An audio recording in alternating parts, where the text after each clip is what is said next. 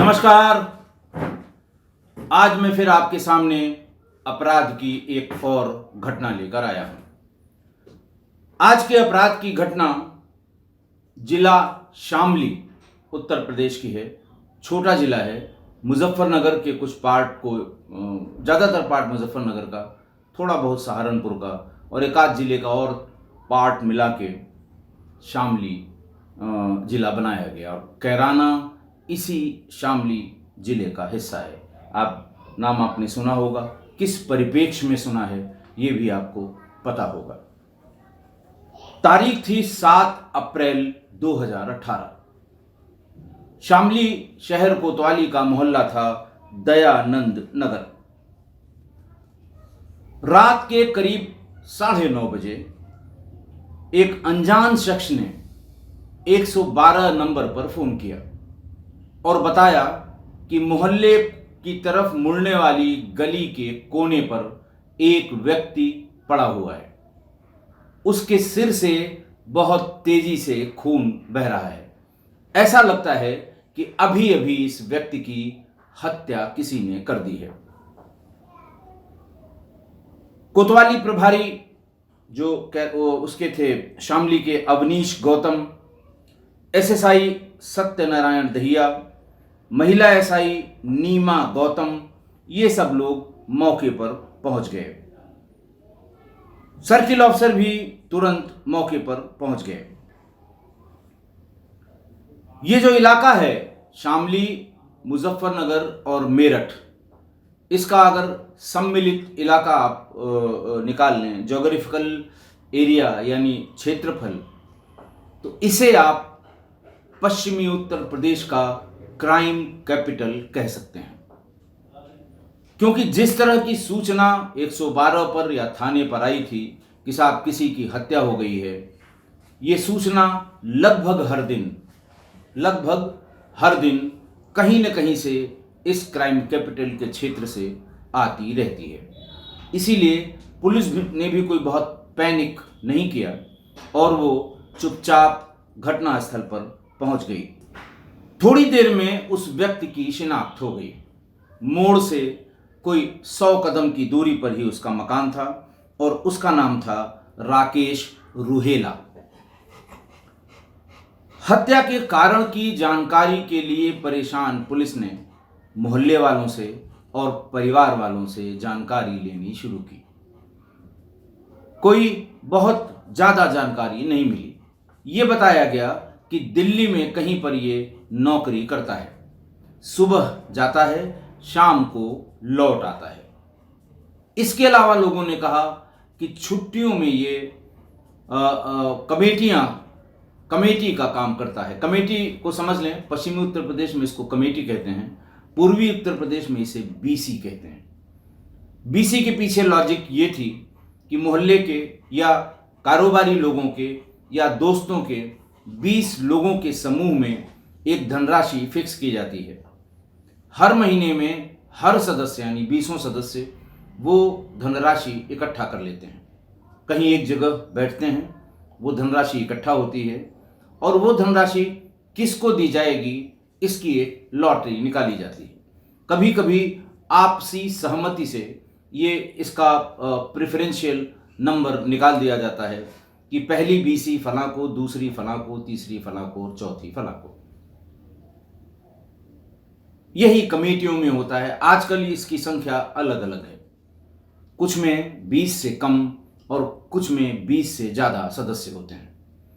अगर किसी व्यक्ति का नंबर नहीं है लेकिन उसे पैसों की बहुत ज़रूरत है तो वो उसका कुछ ब्याज तय करके आउट ऑफ टर्न उस महीने की राशि ले लेता है और उस ब्याज के साथ हर महीने अपना हिस्सा जमा करता है। और जिस दिन उसका नंबर था, बाद में जिसे आउट ऑफ टर्न वो ऊपर आकर ले लिया उसने, उस दिन उसका नंबर रखा जाएगा जिसकी जगह पर उसने ये पैसा लिया था।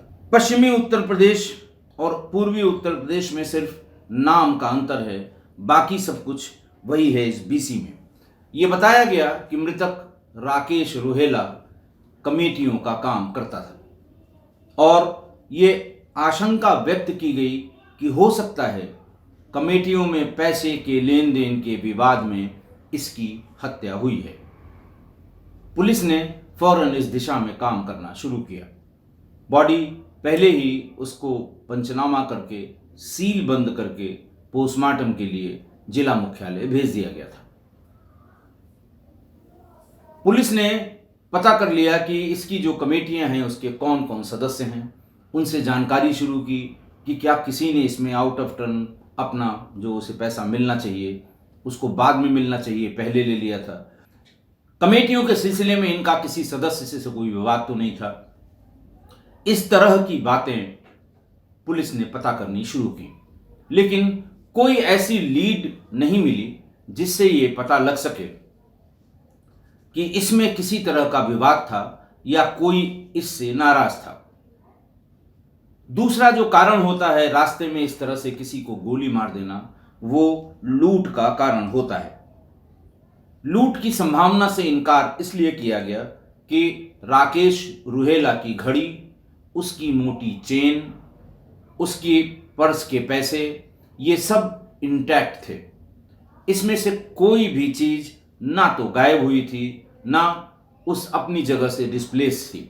अपनी जगह से डिस्प्लेस का मतलब, सपोज करिए बदमाशों ने उसकी घड़ी या जेवर उतारने की कोशिश की हो, इसी बीच में कोई जानने वाला आ गया हो तो वो छोड़ के भाग जाएगा, लेकिन किसी चीज को छुआ भी नहीं गया था।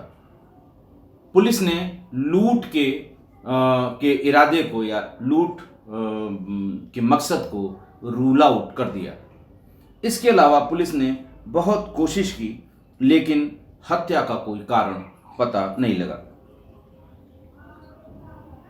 पोस्टमार्टम के हिसाब से ऐसा लगता था कि जब वो पैदल चल रहा था तो उसके बगल से लगभग 1.5 फीट की दूरी से उसे सिर में गोली मारी गई। स्पष्ट था कि ये शायद भाड़े पर की हुई हत्या होगी, क्योंकि ये बड़ा सामान्य है इस क्राइम कैपिटल में।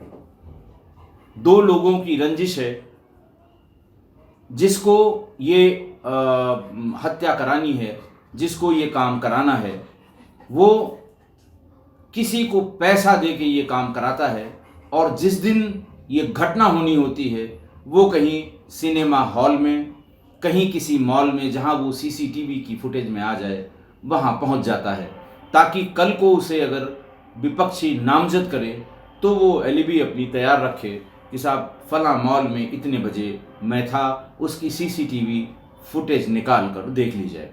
बड़ा कॉमन है इन 3-4 जिलों में। पुलिस को जब ये लगा कि ऐसा लगता है कि ये भाड़े पर ये हत्या हुई है, भाड़े के हत्यारों ने की है, और कोई रंजिश कहीं पर नहीं समझ में आई, तो इंस्पेक्टर अवनीश गौतम ने इसके पूरे परिवार के नंबर को सर्विलांस पर लगा दिया। सीडीआर सबके निकाल लिए, किससे किससे बात हुई है, कौन कौन कहां कहां क्या बात कर रहा है। दूसरा, उन्होंने ये जानने के लिए कि ये कितने समय आता है, रूटीन इसका क्या है, आज रूटीन के हिसाब से आया था कि रूटीन से अलग कुछ आया था, उन्होंने उसकी दिनचर्या के बारे में जानकारी लेनी शुरू की। तो ये पता लगा कि राकेश रुहेला दिल्ली के शाहदरा भोलानाथ इलाके में बाबूराम टेक्निकल इंस्टीट्यूट में लैब टेक्नीशियन के पद पर काम करता था। वो रोज सवेरे लगभग 7 बजे 1.5 किलोमीटर पैदल जाकर अपने घर से ट्रेन पकड़ता था, दिल्ली पहुंचता था, और अपना सब काम खत्म करके रात में लगभग 8 साढ़े 8 बजे दिल्ली से चलता था और 9 साढ़े 9 बजे तक अपने घर पहुंच जाता था।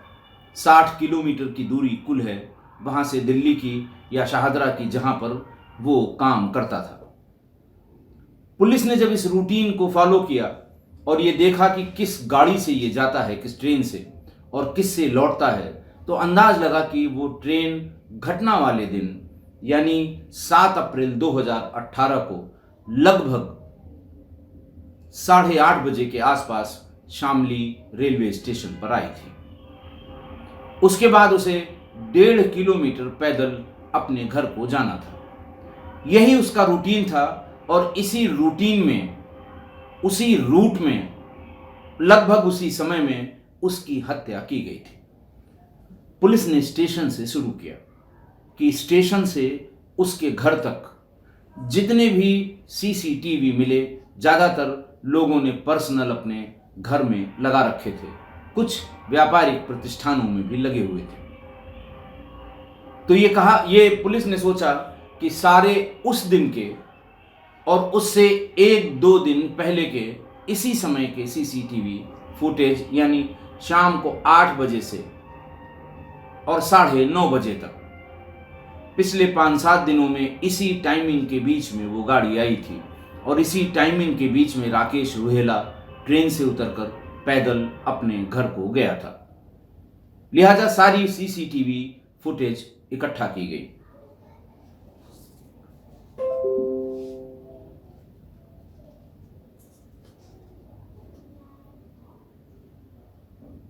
सारे नंबर लगे हुए थे, सीसीटीवी की फुटेज निकाली जा रही थी, लेकिन इस बीच में राकेश रुहेला की हत्या के कारण कानून व्यवस्था की स्थिति बन गई।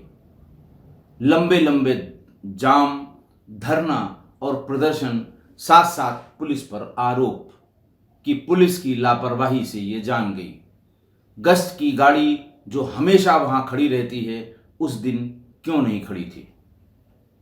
तीसरा, जानबूझकर उस दिन गश्त के लोग उस रास्ते से नहीं गुजरे थे। लगता है पुलिस की मिली भगत थी। ये बड़ा स्टैंडर्ड आरोप है पुलिस के ऊपर जब इस तरह की घटनाएं होती हैं कि साहब पुलिस की मिली भगत, पुलिस की लापरवाही, पुलिस की जानकारी जानकर भी पुलिस ने इस अपराध को रोकने में कोई इंटरेस्ट नहीं दिखाया।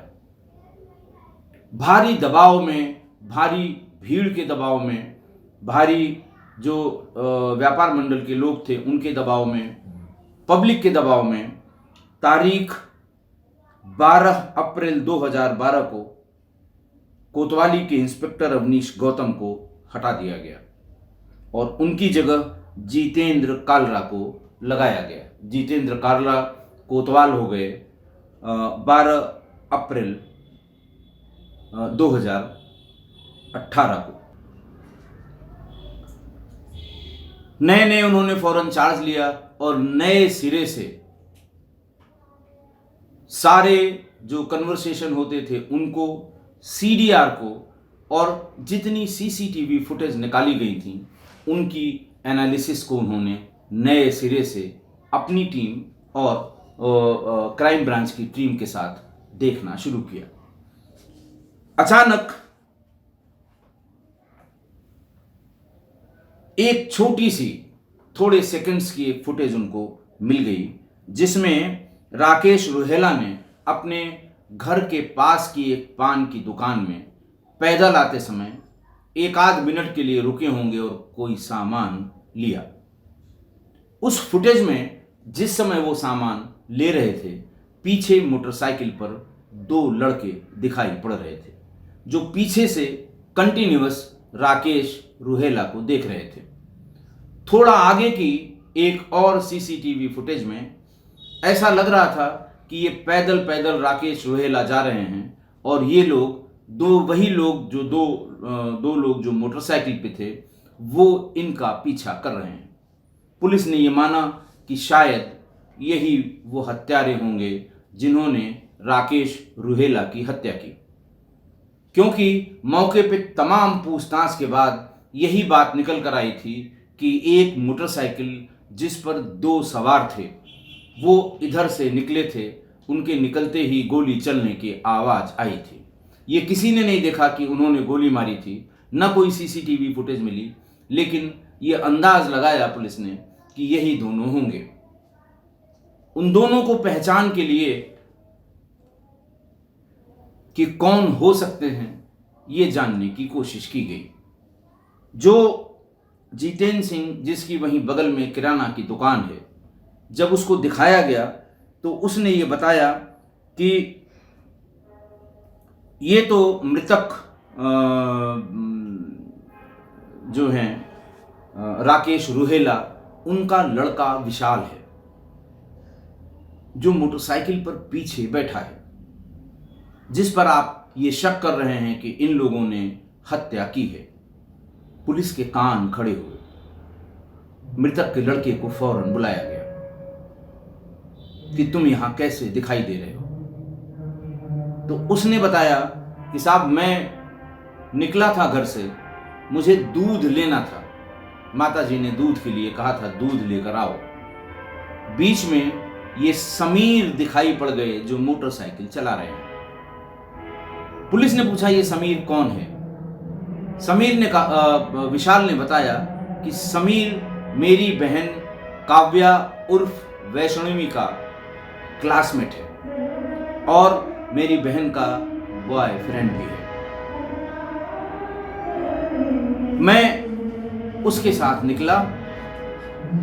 थोड़ी दूर आगे जाकर एक छोटा सा तिराहा है, मैं वहां पर उतरकर दूध लेने के लिए चला गया।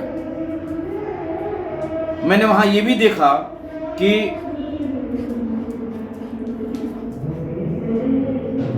समीर का चचेरा भाई शादाब ये भी वहीं खड़ा था और थोड़ी देर में शादाब समीर के साथ मोटरसाइकिल में बैठकर आगे कहीं चला गया। मैं दूध लेकर घर की तरफ जा ही रहा था, तभी ये पता लगा कि मेरे पिता को किसी ने गोली मार दी है। मैं भागकर वहां पर गया। समीर और शादाब की जब बात हुई, पुलिस समीर और शादाब को भी उठा लाई।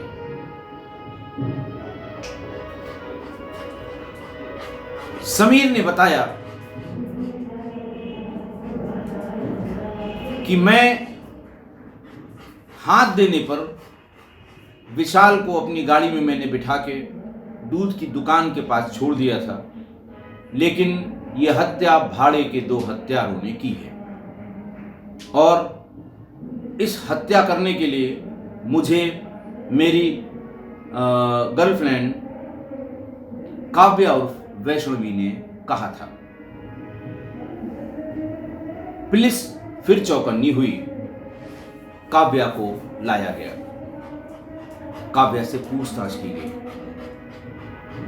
काव्या ने बताया, ऐसे तो कोई बताता नहीं, थोड़ी बहुत खातिरदारी हुई।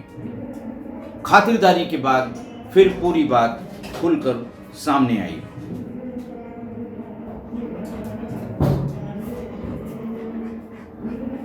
पुलिस को बताया काव्या ने कि समीर मेरा क्लासमेट था या क्लासमेट है, लेकिन मेरे उसके संबंध हो गए थे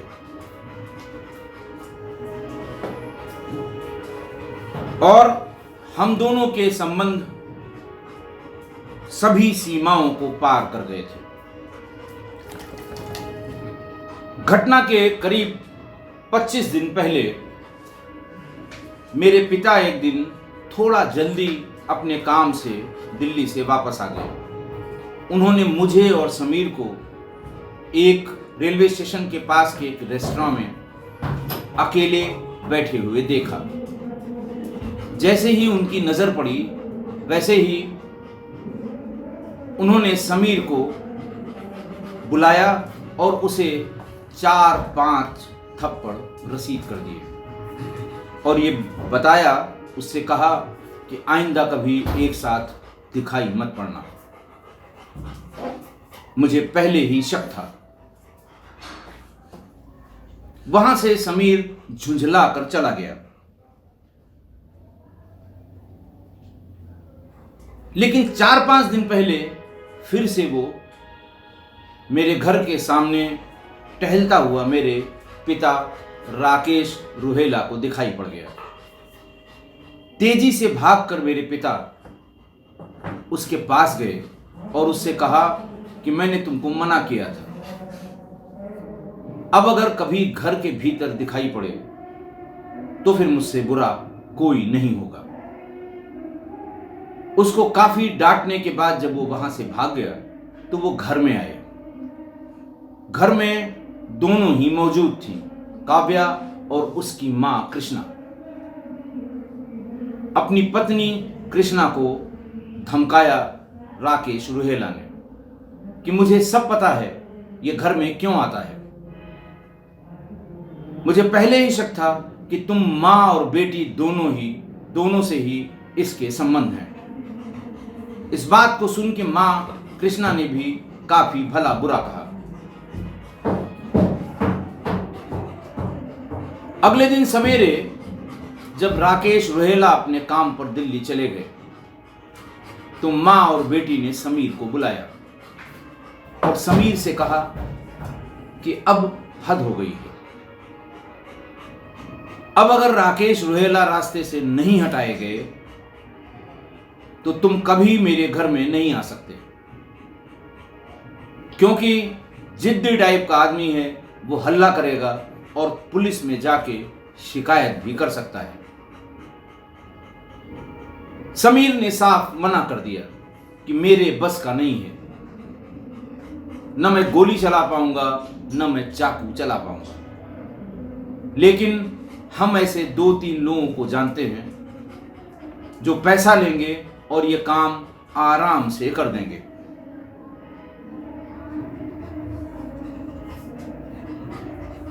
पहली बार कृष्णा को यह लगा कि राकेश को यानी उसके पति को मेरे और समीर के संबंधों का भी शायद पता लग गया है, इसलिए वो और जल्दबाजी में थी कि कैसे भी इनको रास्ते से हटाया जाए। समीर ने ऐसे 2 लोगों को जो भाड़े पर हत्याएं करते हैं उनको बुलवा के और कृष्णा और उनकी लड़की काव्या और वैष्णवी से बात कराई। बात 5 लाख में तय हुई। कृष्णा ने कहा 5 लाख ज्यादा है। हर बार हम लोगों को नए हथियार और कारतूस खरीदने पड़ते हैं, इसलिए ये पैसे हमको ज्यादा चाहिए ताकि हम हथियार खरीद सकें। इस पर काव्या ने घर के भीतर रखी हुई एक रिवॉल्वर और उसके 8 कारतूस उन भाड़े के हत्यारों को दे दिए। बोले अब ये सारा सौदा 4 लाख में तय मानो। 2 लाख हम तुमको एडवांस देंगे, 2 लाख काम होने के बाद। बात तय हो गई।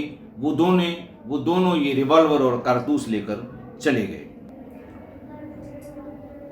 उस दिन सीसीटीवी फुटेज में जो समीर दिखा था पुलिस ने पूछा भाई वहां क्या कर रहे थे। वो पान की दुकान में कुछ खरीद रहा था, तुम दोनों पीछे थे, उसमें उनका लड़का क्या कर रहा था। तो उसने बताया कि उसी दिन ये काम किया जाना तय था। भाड़े के हत्यारों ने ये कहा कि रात का समय होगा, पहचानने में दिक्कत हो सकती है, गलत आदमी न मारा जाए, इसलिए इशारा करके बता देना। घर से बहुत पहले जब वो पैदल आ रहे थे तो हम लोग वहीं पर उनका इंतजार कर रहे थे ताकि उनको देखकर फिर आगे जाकर जहां ये दोनों खड़े हैं उनको बताना था। इसी बीच में उनका लड़का विशाल भी आ गया। मैं भी घबरा गया कि इसे शायद पता हो गया, लेकिन बस वो यूं ही बैठा, उसने कहा मुझे दूध लेना है, रास्ते में उतर गया। मैं और शादाब सीधे वहां से उस जगह पर जहां पर ये दोनों हत्यारे खड़े थे भाड़े के, उनको जाकर उसका हुलिया और बाकी चीजें बताई। जब दूर से वो आता हुआ दिखाई पड़ गया तब उसकी तरफ इशारा करके हम लोग मोटरसाइकिल लेकर भाग गए। हमने इस बात का पूरा ख्याल रखा कि वहां कहीं सीसीटीवी न लगी हो। जैसे ही इशारा करके उसको दिखा दिया, वैसे ही 5 मिनट के भीतर ही वो अपने गली के मोड़ पर पहुंचे होंगे और उनके सिर पर इन दोनों ने गोली मार दी। भाड़े के दोनों हत्यारे, समीर, उसका भाई शादाब, काव्या और उसकी मां कृष्णा, ये सब गिरफ्तार कर लिए गए। गिरफ्तार करके इन्हें जेल भेज दिया गया। आज की घटना, मृतक राकेश रुहेला बेचारा अनायास अकारण बिना किसी गलती के मारा गया। लेकिन यहां उसी से कुछ गलतियां भी हुई थी। जब उसे 3 महीने से यह पता था कि उसकी बेटी और समीर से संबंध है, जब इसको उसने अपनी आंखों से देख लिया स्टेशन के पास के एक रेस्टोरेंट में, तो सिर्फ 4 तमाचे मारकर उसको छोड़ दिया। घर में आके मां बेटी की डांट डपट की, इसके आगे कुछ नहीं किया। चलिए, हो सकता है ये बात कंफ्यूजन में हुई हो, लेकिन जब दोबारा उसको फिर घर के बाहर टहलते हुए देखा, फिर जाकर डांटा, पत्नी और बेटी को देखा कि वो लोग भी ऐसी जगह हैं कि या तो वो मिलकर निकला है या मिलने के लिए आने वाला था। भला बुरा कहा, उसे शक था कि शायद समीर से मेरे पत्नी के भी संबंध हैं। इतना गरजने बरसने के बाद भी राकेश रुहेला ने कुछ नहीं किया। ऐसे में उसे मोहल्ले के लोगों को बताना चाहिए था, उन्हें इकट्ठा करना चाहिए था।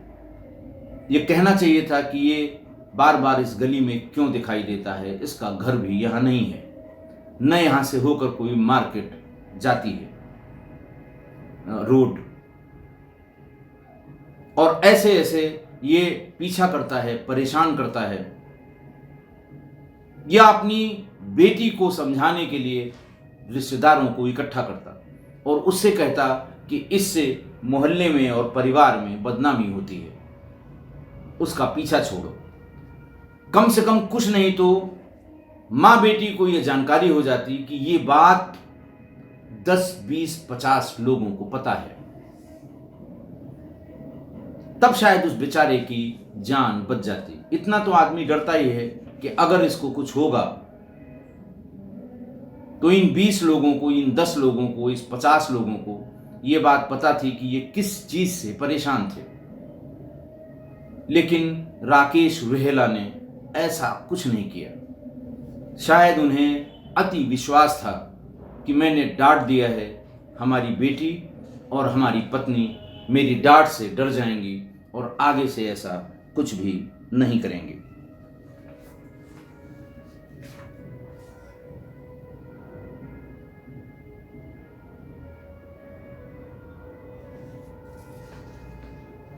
पूछताछ के दौरान मृतक राकेश रुहेला का यह शक भी सही निकला कि समीर के संबंध काव्या की मां कृष्णा से भी थे। पूछताछ में उसने यह बताया कि जब वो स्कूल कॉलेज पहुंच जाता था और देख लेता था कि काव्या वहां आई है, तो चुपचाप वहां से निकलकर काव्या के घर पहुंच जाता था। काव्या की मां उसके लिए कुछ न कुछ खाने पीने के लिए बनाकर रखती थी। उसके बाद ये दोनों उस घर में अकेले होते थे, संबंध बनाते थे। एक दिन का वाकया उसने बताया समीर ने कि हम दोनों भीतर थे, इसी बीच में किसी काम से विशाल यानी कृष्णा का बेटा दरवाजा खटखटाया और फिर जब दरवाजा खोला उसकी मां ने, तो वो भीतर आ गया। मैं सामने खड़ा था। मुझे देखकर वो आश्चर्यचकित हुआ कि इस समय स्कूल के टाइम में तुम यहां क्या कर रहे हो। इस पर कृष्णा ने यानी उसकी मां ने जवाब दिया कि इस तरह की बात मत किया करो। आज काव्या अपनी एक कॉपी भूल गई थी, शाम को टेस्ट है, इसको कॉपी लेने के लिए भेजा था। ये आकर कॉपी ढूंढ रहा था। शायद ये जवाब थोड़ा रीजनेबल था, इसलिए विशाल ने कुछ नहीं कहा। बात आई गई हो गई। ये पूछताछ में बात आई कि इस तरह से उसके संबंध कृष्णा से भी थे। मां कृष्णा को क्या कहा जाए। उसने समीर से संबंध बनाया और इस हद तक कि उसने सारी मर्यादाओं की जो सीमा होती हैं उनको लांघने की भी पराकाष्ठा कर दी। शायद इसीलिए मृतक राकेश की किसी डांट फटकार और किसी बात का असर मां बेटी पर नहीं हुआ था। मैं सामान्य रूप से, मेरे किस्सा कोई परिवार के सारे लोग जानते हैं, किसी महिला पर कोई टिप्पणी नहीं कर सकता, नहीं करता हूं, ये समझ के कि वो महिला है, मुझे अधिकार नहीं है उस पर कोई टिप्पणी करने का। लेकिन आज कृष्णा ने जो कुछ किया उस पर कितनी प्रकार की टिप्पणियां की जा सकती हैं, आप खुद ही नेट पर जाकर देख लीजिएगा। उसके इस कृत्य पर आप सोचिए, उसके बेटे के उम्र का समीर और उससे संबंध बनाना, ये जानते हुए कि समीर के उसकी बेटी काव्या से भी संबंध है, मतलब कोई सीमा नहीं है। शायद इसी सब पर कवि वेदव्यास ने, महर्षि वेदव्यास ने एक लाइन, 2 लाइनें लिखी थी, बहुत प्रसिद्ध लाइनें हैं। और इस तरह जब किसी महिला का आचरण व्यवहार होता है तो उसी पर ये सटीक बैठती हैं कि तिर्या चरित्रम पुरुषस्य भाग्यम देवो न जानम कुतो मनुष्य। यानी स्त्री को मनुष्य क्या, देवता भी नहीं समझ सकते स्त्री के चरित्र को, जिसको तिर्या चरित्र कहते हैं। पुरुष के भाग्य को कोई नहीं जान सकता। तिर्या यानी स्त्री के चरित्र में जितना फैलाव, जितनी गहराई और ऊंचाई है, वो किसी की कल्पना से परे है। कृष्णा इसी श्रेणी की महिला थी। 2 लाइनें और सुनैना असवाल की हैं। सुनैना कहती हैं कि अरमानों को कुचलकर रिश्तों को खाक किया है, अरमानों को कुचलकर रिश्तों को खाक किया है, चिंगारी को हवा देने वाली कैसी निष्ठुर वो त्रिया है, कैसी निष्ठुर वो त्रिया है। आशा है आप मेरी इस बात से सहमत होंगे। आज के लिए इतना ही। बहुत बहुत धन्यवाद।